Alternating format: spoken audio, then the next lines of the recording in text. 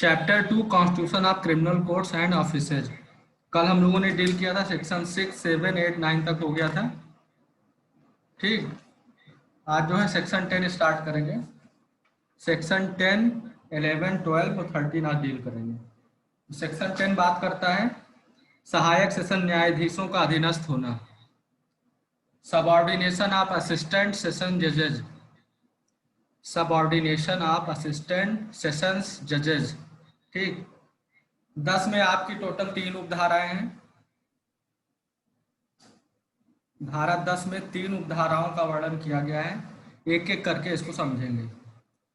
पहला उपधारा यह कहता है कि सब सहायक सेशन न्यायाधीश उस सेशन जज के अधीनस्थ होंगे जिसके न्यायालय में वो ज्यूरिसडिक्शन का प्रयोग करते हैं। उपधारा ये फर्स्ट ये कहता है कि सभी सहायक सेशन न्यायाधीश उस सेशन जज के अधीनस्थ होंगे जिनके न्यायालय में वो अधिकारिता का प्रयोग कर रहे हैं। सेकंड कहता है, दूसरी उपधारा, सेशन न्यायाधीश ऐसे सहायक सेशन न्यायाधीशों में कार्य के वितरण के बारे में इस कोड के अंतर्गत नियम समय समय पर बना सकेंगे।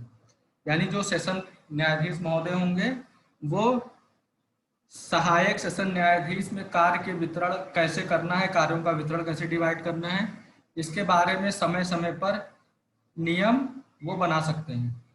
थर्ड बात करता है सेशन न्यायाधीश अपनी उपस्थिति में या अपनी अनुपस्थिति में या कार्य करने की असमर्थता की कंडीशन में किसी अर्जेंट आवेदन पर अपर या सहायक सेशन न्यायाधीश द्वारा, और अगर यदि कोई अपर या सहायक सेशन न्यायाधीश भी ना हो तो ऐसी स्थिति में मुख्य न्यायिक मजिस्ट्रेट, चीफ जुडिशियल मजिस्ट्रेट के द्वारा मामले को निपटाए जाने के लिए व्यवस्था कर सकता है। तो थर्ड बात करता है सेशन न्यायाधीश अगर एब्सेंट हैं या कार्य करने में असमर्थ हैं तो ऐसी स्थिति में कोई अर्जेंट आवेदन अगर उनको प्राप्त होता है या अर्जेंट केस है तो अपर या सहायक सेशन न्यायाधीश के द्वारा, और यदि कोई अपर या सहायक सेशन न्यायाधीश भी नहीं उपस्थित है या कार्य करने में असमर्थ है तो ऐसी स्थिति में मुख्य न्यायिक मजिस्ट्रेट, चीफ जुडिशियल मजिस्ट्रेट के द्वारा मामला निपटाए जाने के लिए व्यवस्था कर सकता है। तो ये 10वां क्या था, सहायक सेशन न्यायाधीशों का अधीनस्थ होना। अगर सेशन न्यायाधीश नहीं है, एब्सेंट है या काम करने की स्थिति में नहीं है तो कौन काम करेगा, अपर या सहायक सेशन न्यायाधीश। अगर वो भी नहीं है तो सीजीएम महोदय से मामले का निपटारा करा दिया जाएगा। सेक्शन 11 पे आते हैं। सेक्शन 11 बात करता है न्यायिक मजिस्ट्रेटों के न्यायालय। ठीक, सेक्शन 11 न्यायिक मजिस्ट्रेटों के न्यायालय। इसमें टोटल 3 उपधाराएं हैं, एक एक करके इसको पढ़ेंगे।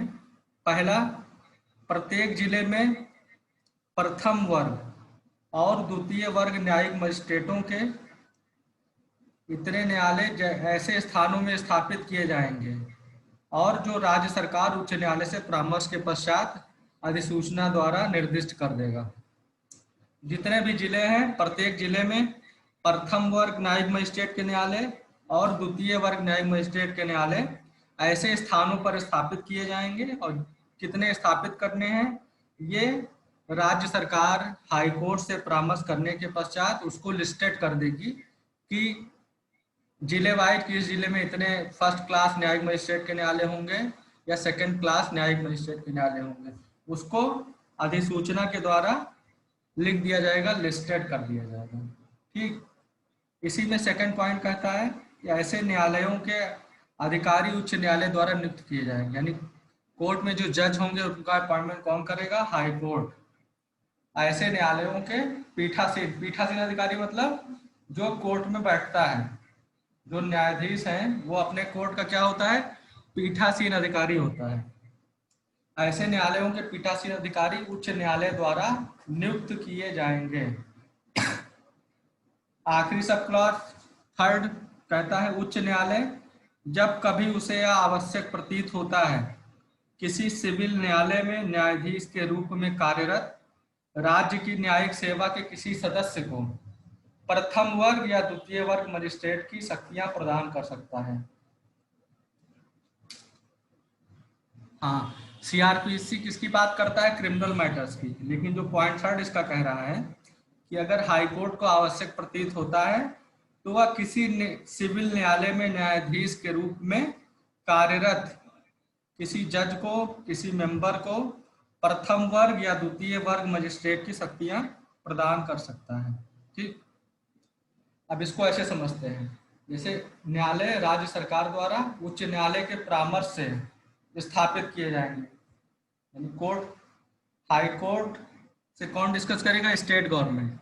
स्टेट गवर्नमेंट जो है हाई कोर्ट से डिस्कस करके न्यायालय की स्थापना कर सकती है। ऐसे न्यायालय में एक पीठासीन अधिकारी होगा, जज साहब, जिनकी नियुक्ति कौन करेगा? हाई कोर्ट के द्वारा उनकी नियुक्ति होती है। ठीक, तो ये आपका सेक्शन 11 कंप्लीट हो गया।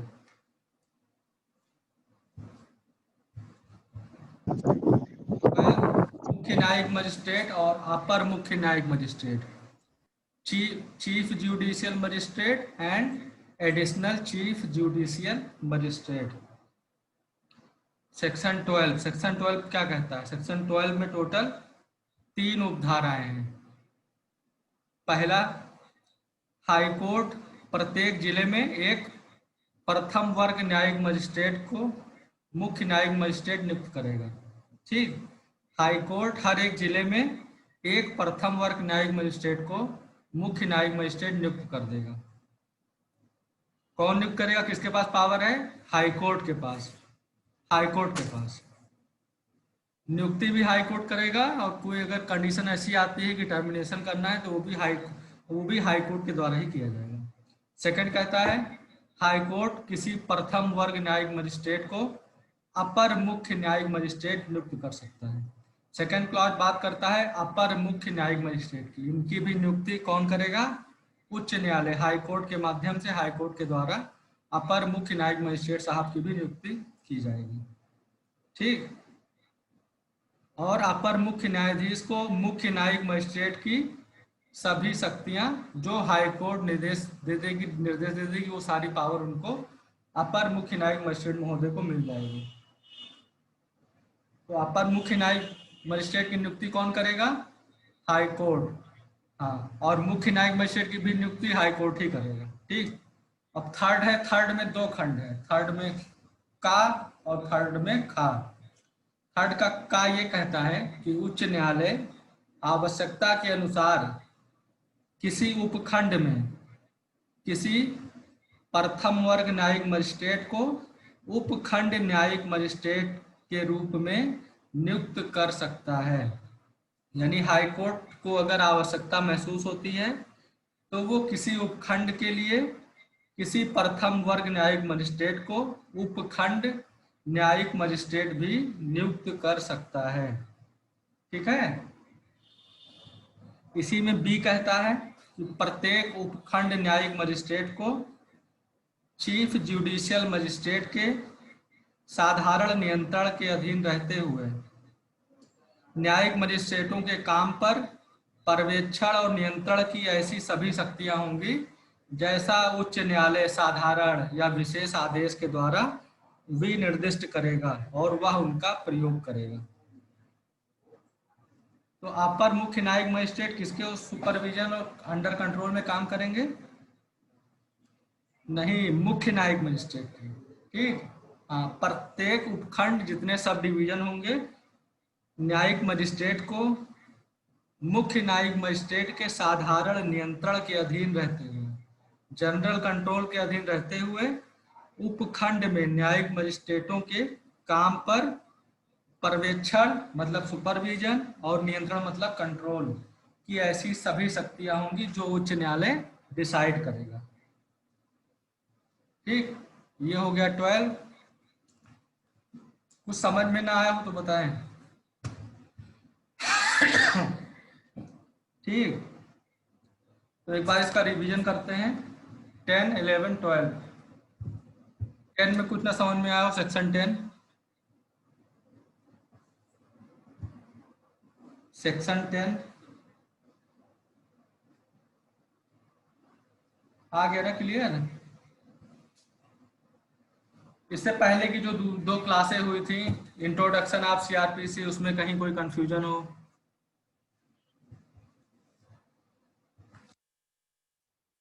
कल जो पढ़ाया गया था उसमें कहीं कोई कंफ्यूजन हो?